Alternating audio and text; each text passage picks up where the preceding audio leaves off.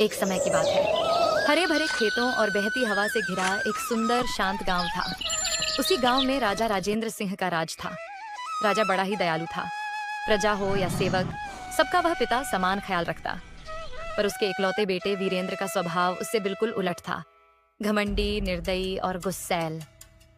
एक दिन भोजन में जरा सी चूक हो गई। नमक कम पड़ गया। ये क्या बेस्वाद खाना है? किसने बनाया है? क्षमा करें युवराज, भूल हो गई। पर वीरेंद्र का क्रोध अंधा था। उसने आदेश दिया, इसे नमक के ढेर में गाड़ दो, अभी के अभी। और निर्दोष बावर्ची की जान चली गई। यह बात राजा तक पहुंची। वे गुस्से से वीरेंद्र के कक्ष में गए। वीरेंद्र, क्या तुम्हें जरा भी बुद्धि नहीं? किसी की जान लेना इतना आसान समझते हो? पिताजी, हम राजा हैं। हमारे खाने में कमी कैसे हो सकती है? अगर यही हरकतें जारी रहीं, तो न राजा बनोगे, न एक वक्त का भोजन मिलेगा। कहकर राजा लौट गए। शाम को राजा अपने शमियाने में चिंतित बैठे थे।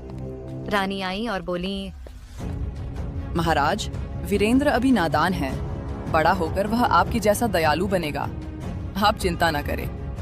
इसके लिए उसे महल से बाहर की दुनिया देखनी होगी। उसी गांव में एक गरीब बूढ़ा आदमी रहता था। सब उसे काका कहते थे।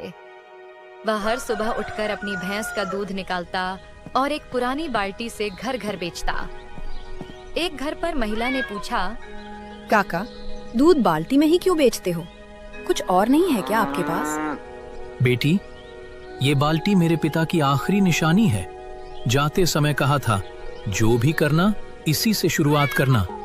बस तब से यही मेरा सहारा है। अकेला काका सादगी से जीता था और उसी सादगी में एक बड़े बदलाव की नींव छुपी थी। अगली सुबह दरबार लगा ही था कि गांव का एक आदमी हांफता हुआ भीतर आया। उसका चेहरा पीला पड़ा था। महाराज, अनर्थ हो गया। क्या हुआ? महाराज, हमने जो खजाना छुपा कर रखा था, वो हमारे दुश्मनों ने ढूंढ लिया और ले गए। क्या? पर उन्हें उसके बारे में पता कैसे चला? पता नहीं महाराज, पर लगता है हमारे ही गांव में उनके जासूस हैं।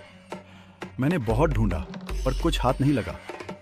राजा जी, हमें ऐसे जासूस की जरूरत है जो गांव में रहकर दुश्मनों के जासूसों का पता लगाए। राजा गहरी सोच में पड़ गए। तभी प्रधान बोले, हमारे पास सबसे माहिर जासूस है। कौन महाराज? वीरेंद्र। राजा तुरंत वीरेंद्र के कक्ष में पहुंचे और सारी बात बताई। वीरेंद्र ने गंभीर स्वर में कहा,